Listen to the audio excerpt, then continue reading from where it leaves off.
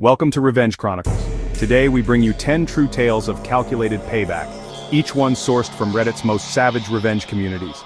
You'll feel the tension rise, the clever setups unfold, and the satisfying climaxes that follow. No labels, no fluff, just real stories that flow one to the next. Brace yourself, revenge never felt so good. Story 1. 13 Years of Revenge. I was 18 years old when my life changed. My younger half-brother was only 15. Our sister, Alicia, had passed away recently, and the grief was still raw. But my brother Mark, he took it the hardest. The guilt crushed him. Weeks after her death, I found him collapsed in the living room, a needle in his arm, dead. I blamed myself. We both did drugs occasionally, but I should have protected him, guided him. After Mark died, things got worse. Our mom, who had already spiraled after Alicia's death, completely lost control. Drugs, theft, lies. She wasn't a mother anymore. CPS stepped in, and I was sent to live with my grandparents. I was angry. At her, at the world, at myself. I wanted to run, but my grandfather was a rock. He taught me structure, pride, and discipline. My grandmother reminded me what unconditional love looked like, and for the first time I started healing. But Mom, she never changed. She would visit when she wanted money or when her latest con didn't pan out. She used my grandmother, manipulated her for pain pills, for rides, for access. When I turned 21, I caught her going through my dead grandfather's things, trying to sell them for drug money. That was it. I told her she was dead to me. I worked hard, multiple jobs, paid my way through school. I kept receipts, documented everything she did to my family, and then my grandmother died. She left everything to me. The house, the savings, the furniture. Mom thought she'd be included, thought blood was enough to wipe away years of selfish destruction. I met her at the lawyer's office. She smiled, fake and sweet, asking if I'd help her get back on her feet. I looked her in the eyes and said, "You get nothing. You destroyed your children. You were never a mother. You stood by while Alicia died, while Mark overdosed, while I fought to survive.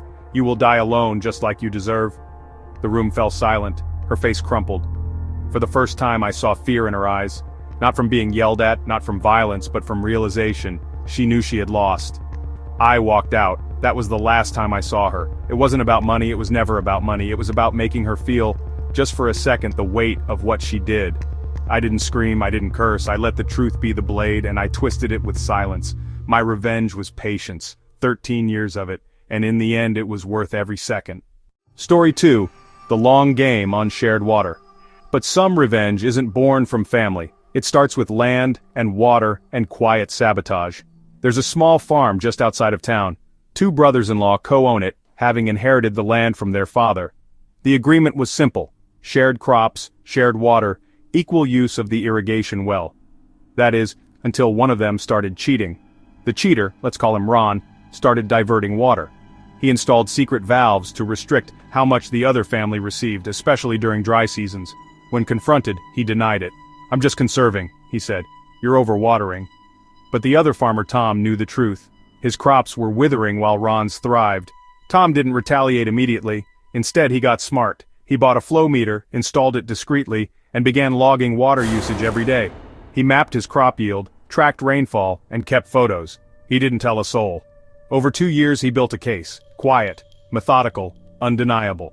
Then came the drought. Ron tightened the flow to a trickle. Tom's fields browned. He didn't yell, he didn't fight. Instead, he submitted a formal complaint to the Water Rights Board. Included was a detailed report. Flow logs, timestamps, yield charts, photographs, eyewitness statements. It was devastating. An investigation followed.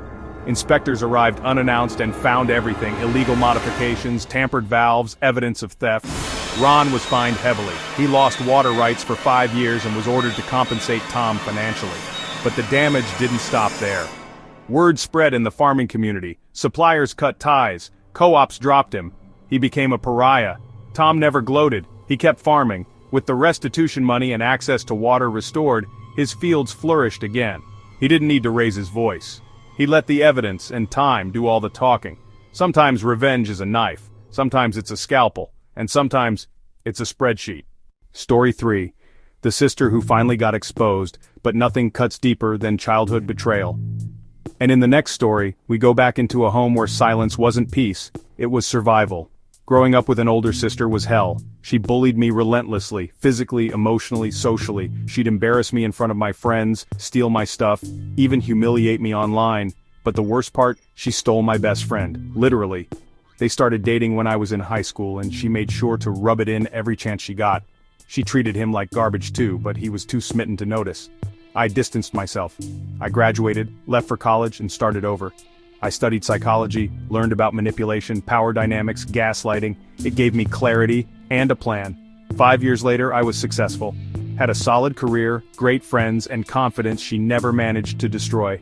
I heard through the grapevine that she'd broken up with my old best friend and was back living with our mom. She hadn't changed, still toxic, still narcissistic. So, I organized a reunion, old friends, some from high school, some new. I invited her too. Told her I'd moved past everything. She took the bait. At the party, everything was perfect. Laughter, drinks, nostalgia. Then I hooked my laptop to the TV. "Let's play some old videos," I said. The screen lit up. At first, silly childhood clips, birthday parties, sleepovers. Then it shifted. Footage of her screaming at me. Clips of her mocking me online, messages she sent. Even recordings I secretly made when we were teens. The room fell silent. People turned to look at her. Faces changed. Some looked disgusted, others just sad. She stood up and screamed, "You set me up!" I looked at her and calmly said, "No, I showed them who you really are." She stormed out. That night half the guests messaged me, apologizing for not seeing it sooner. My old best friend even reached out, apologizing for what he missed. I didn't need to yell, I didn't need to fight. I just let the truth speak, and it was louder than anything she ever screamed at me. Story 4. A Programmer's Revenge. When I graduated college, I landed a job at a prestigious finance company. I was excited, ready to apply my Go and TypeScript skills to real-world problems. But within months, I realized the environment was frustratingly outdated.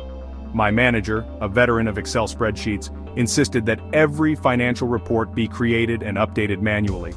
Despite opportunities to automate, every suggestion I made was dismissed. He firmly believed that manual processes are more reliable and refused to let me use my tools.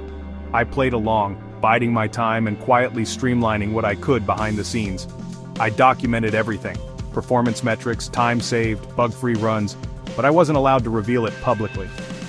Months later, during the annual performance meeting, my manager took full credit for the software-like workflow that had made reporting faster and error-free. My heart sank as he basked in praise, a bonus, and even a promotion. I sat there, professionally smiling but boiling with resentment. I dug through old emails. There were several where I'd pitched ideas and shared proofs of concept, but his appropriation barely caught a raised eyebrow from upper management. It was clear, if I didn't take action, he'd continue to ride my coattails. A few months after the promotion, he demanded the source code, threatening performance issues if I didn't comply. That was it. I tendered my resignation the next day. But I wasn't going to leave quietly. During my notice period, I added a toggle function to the main executable. By default, it worked perfectly. Streamlined reporting, instant data generation. But with a single line change on a remote GitHub branch, switch it from 1 inch to 0, the software would trigger a panic mode response. It would silently corrupt some files, shut down key modules, and lock out users from essential features. It wouldn't destroy data, but it would make operations screech to a halt. I resigned. I waited a few weeks. During that time, I landed another job where my skills were finally recognized. I felt good, relieved. Meanwhile, my replacement, handpicked by my old manager, struggled through training and stumbled on my productive code. Eventually, the manager officially presented the tool he built at a high-stakes quarter-end meeting. It was a big deal. Executives, investors, it was supposed to be his ace. I watched the live stream online, grinning. At exactly 10:07 a.m., after his third slide, the tool stopped responding. Attempts to rerun it failed. Presentations were delayed. Then a message flashed across his screen, pulled from the executable's error logs. License expired. Contact administrator. Silence. Confusion. Panic. He tried again. No joy. Someone tried reinstalling. The issue remained. By then, upper management was visibly annoyed. Rumors of ransomware began to circulate.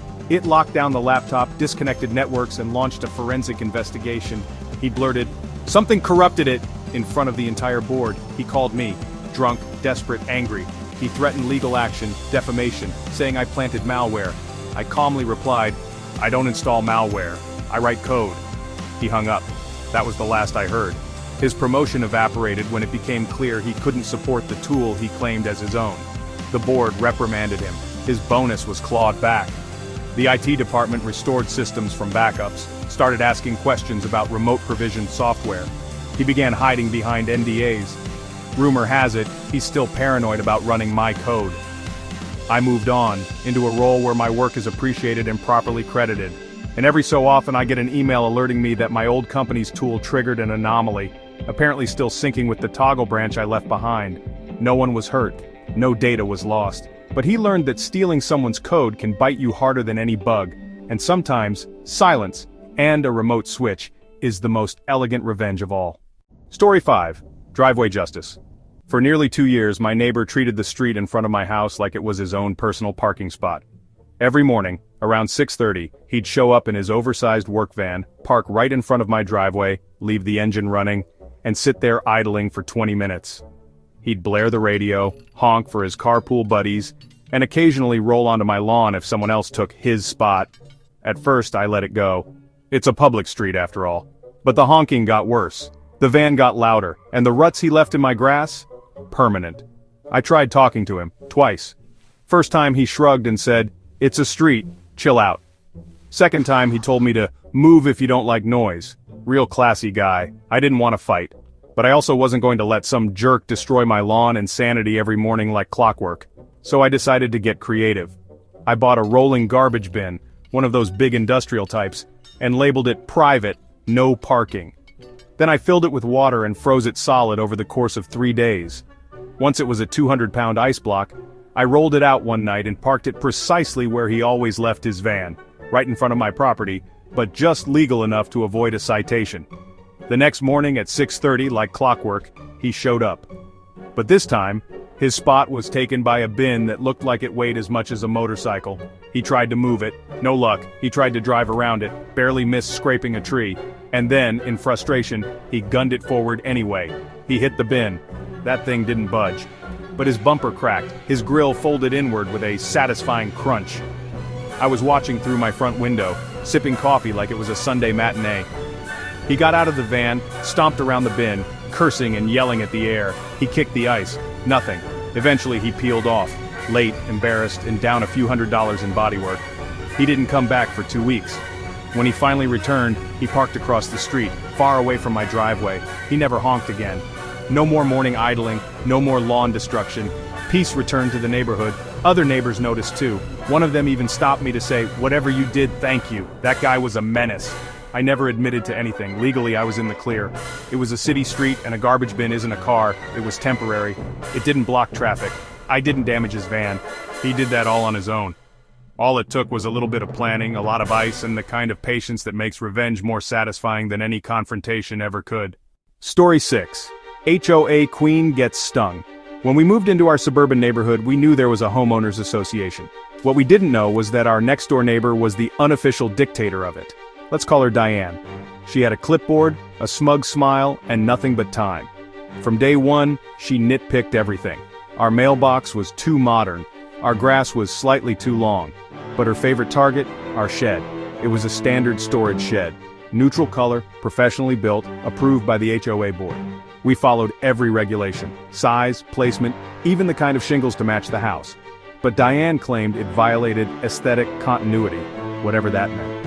She filed 5 complaints in 3 months. Each time the board inspected and dismissed her claims. Still, she persisted. She'd stand on her lawn with her phone, snapping pictures like she was building a legal case. When they found nothing wrong, she left passive-aggressive notes taped to our door, signing them, "Concerned Neighbor."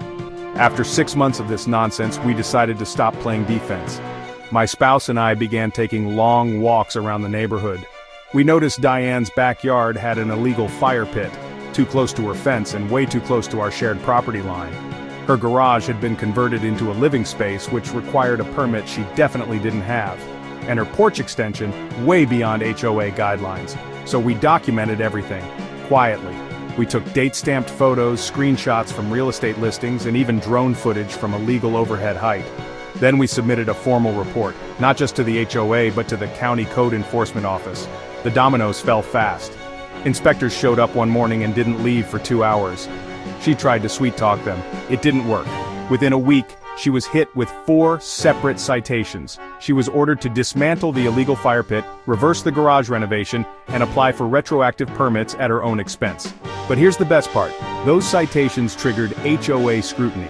Turns out she'd never even submitted the porch plans, and her backyard shed, yes, she had one too, was actually over the height limit by 2 feet.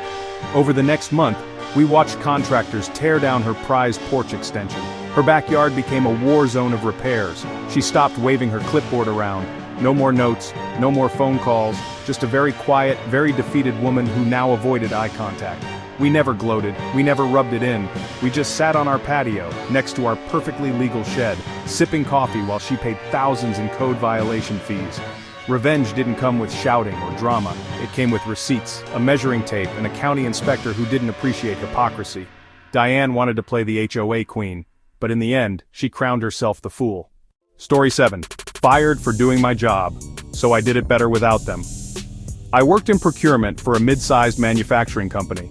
My job was to keep the production line running by sourcing parts, negotiating with suppliers, and keeping costs down. It wasn't glamorous, but I was good at it, really good.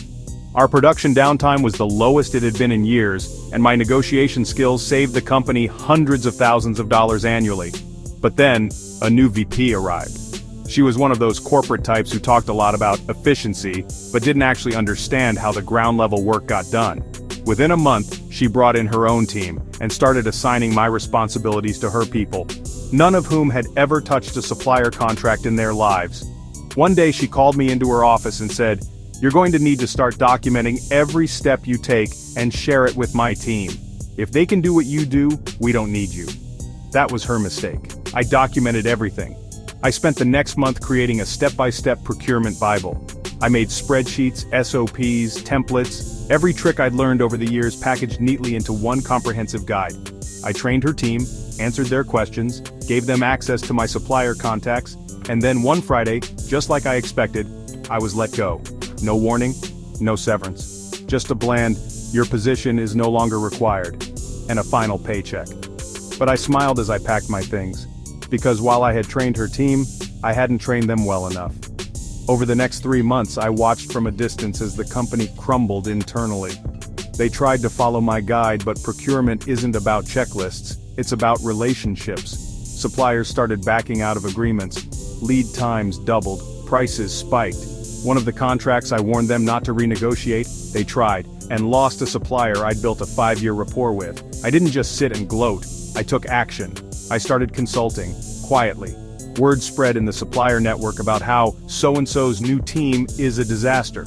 I picked up contracts with former clients and even competitors. Within 6 months, 3 of my old company's biggest suppliers had signed with me independently. Then the real cherry on top, one of the company's board members, someone who had worked with me previously, reached out and asked if I'd be interested in returning in a consulting role. I politely declined and quoted them double my old salary just to hear them squirm. I never raised my voice, I never posted online, I just did what I was already good at, without the corporate interference. They fired me thinking they could replace me with a manual. But what they didn't realize is loyalty and experience aren't something you can photocopy. Their production delays made the news, internal turnover skyrocketed, that VP, gone within 9 months. Meanwhile, I built my own small consultancy and made more in 1 year than I did in 4 working for them. They taught me I was replaceable. I taught them that being replaceable doesn't mean being forgettable. We dated for 3 years. I was a junior when we met, ambitious, kind of quiet, and she was this loud, popular girl who brought chaos into every room. At first it was exciting, but over time the cracks showed. She was manipulative, dismissive of my goals, constantly putting me down in front of friends. She cheated, not once, multiple times. I found out near the end of senior year, when a mutual friend couldn't stomach it anymore and showed me her texts with another guy. So I plotted something small, not illegal, not cruel, but something she'd never forget. Graduation came. The big ceremony. Caps, gowns, proud parents. She loved attention, and this was her moment. Her family went all out, photo shoots, flowers, even a small catered party at their house. Everyone was there, friends, cousins, neighbors, and me. You see, she didn't know I knew. I played dumb, smiled in photos. Gave her a hug when she walked, all so she wouldn't suspect a thing. I told her I had a graduation gift for her. Something personal, I said. I wanted to give it to you at your party. The moment came. Everyone was gathered in the backyard. Speeches had been made, toasts delivered. I stood up and handed her a neatly wrapped box. Inside was a scrapbook. On the front it said, "Our Journey." Everyone leaned in. She opened it. The first page was a picture of us from our first date, smiling, young, innocent. The next few pages showed us over the years, dances, vacations, late-night study sessions. She was beaming. Then she flipped to page 6. And her smile vanished. It was a screenshot. A message from her to the guy she cheated with. Explicit, unmistakable. Then another, and another. I had compiled over 30 screenshots. Every flirty message, every photo, every time she talked about me like I was a fool. The final page, a selfie she'd taken in his bed with a caption that said, "He's at class, LOL." She didn't say a word. Her hands trembled. Someone in the crowd gasped. Her dad stood up slowly. Her mom looked confused. Her best friend stared at her like she was a stranger. I said nothing, just turned, walked out the gate, and never looked back. She tried calling me later. Texted nonstop, told me I humiliated her, said I ruined her party. Nah, I didn't ruin it. I made it honest. She spent 3 years tearing me down quietly. I gave her 10 minutes that tore her public image apart. And the best part? I still graduated with honors. I still walked away clean, and I got closure. Beautiful public gift-wrapped closure. During my second year of college, I moved into a 4-bedroom house with 3 other guys. At first it seemed like a great setup. Rent was cheap, campus was close, and we each had our own space. But by the second month, we all realized one of the roommates, let's call him Kyle, was a complete nightmare. Kyle was the kind of guy who thought being loud and obnoxious was a personality. He'd blast music at 3 a.m., leave trash in the kitchen for days, and use everyone's stuff without asking. Food disappeared constantly. Tools went missing. Worst part? He acted like we owed him for simply existing. We tried everything. Group meetings, chore charts. We even bought a shared mini fridge with a lock. He broke the lock off and stole the Red Bulls we were saving for finals. The final straw came when he threw a party while the rest of us were away for a weekend trip. We came back to a wrecked house. Stains on the carpet, a shattered lamp, and someone had puked in the bathroom sink and just left it there. Kyle was passed out on the couch like he'd just conquered the world. That's when we decided we weren't going to just survive Kyle, we were going to evict him from his own mess. Now this house was in my name, I handled the lease, but the landlord required consensus from all tenants to evict someone unless they violated terms. So, we gave Kyle the rope, and he happily tied the knot. Over the next month we documented everything. Photos of the messes, videos of him blaring music at 2 a.m., screenshots of text messages where he admitted to stealing food and damaging our stuff. One of the other roommates even recorded Kyle bragging about not paying for utilities because you guys got it. Then we sent it all to the landlord, along with a request to initiate eviction proceedings. But we didn't stop there. We also filed a police report for theft and vandalism. Kyle got a 30-day notice. At first, he laughed it off, said we couldn't legally kick him out. Then he read the lease. Then the police showed up to talk about the theft complaint. His smirk vanished. He tried to rally his party friends to trash the place before leaving. Didn't work. We had security cameras up by that point, everything was recorded. 2 days before his move-out deadline, he left in the middle of the night with a borrowed truck and a shattered ego. After he was gone, the house was peaceful again, clean, quiet. We each pitched in to replace the broken lamp and get the carpet professionally cleaned. It was worth every cent. Kyle thought he could bully his way through college and roommates. Instead, he got outvoted, outclassed, and out of our house, legally, quietly, and completely. Story 10. The Rancher and the Petty Fence Feud. My father was a rancher, stubborn, quiet, and incredibly patient. We lived on a massive piece of land that bordered a smaller property. For years, there was an old wire fence that divided the two properties, just a simple boundary line no one had ever contested, that is, until new neighbors moved in. They weren't farmers, they weren't ranchers. They were suburban transplants who bought the adjacent land for a vacation home, hoping for peace and quiet in the countryside. Except they weren't peaceful, they were petty. A few weeks after moving in, they sent my father a certified letter claiming our fence encroached 6 inches onto their property. 6 inches. On a fence that had stood for decades, they threatened legal action unless we moved it. My father didn't fight, he simply nodded and said, "If that's what they want, that's what they'll get." He had the entire fence torn down and rebuilt, 6 inches back, but that wasn't all. You see, where the old fence stood, it faced an open pasture. But those 6 inches, that tiny sliver of land they were so desperate to reclaim, it just so happened to run right behind their brand new vacation home. So my dad built a pig pen, not just any pig pen, a big one, right up to the new fence. He brought in half a dozen hogs, big, loud, smelly hogs, and fed them the worst mix of food possible. Table scraps, rotten vegetables, sour milk, anything to make them loud and ripe. The smell hit them within the first week. Their beautiful back porch, built for wine sipping and sunset watching, now overlooked grunting pigs and clouds of stink. Every breeze carried that barnyard perfume right through their windows. They complained to the county, nothing they could do. Livestock were permitted on agricultural land, and our pig pen was fully legal. They tried to negotiate. My dad said, "You asked for those 6 inches, I gave them to you. This part is mine." Months passed. They tried planting shrubs to block the smell. They tried soundproofing the windows. Nothing worked. The pigs stayed fat and happy. My father was up early every day, feeding them slop and casually whistling a tune within full view of the neighbors. Eventually, the couple put the house up for sale. They sold it at a loss. City folks, it turns out, don't like sharing a backyard with a pigsty, especially when it was their own doing.